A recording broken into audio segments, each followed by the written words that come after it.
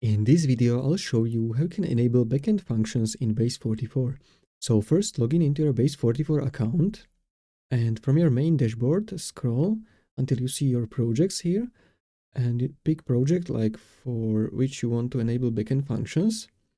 So click on the project, for example, this one. Once the project loads, go to like dashboard settings. So click on the dashboard. Now click on settings and then click on app settings.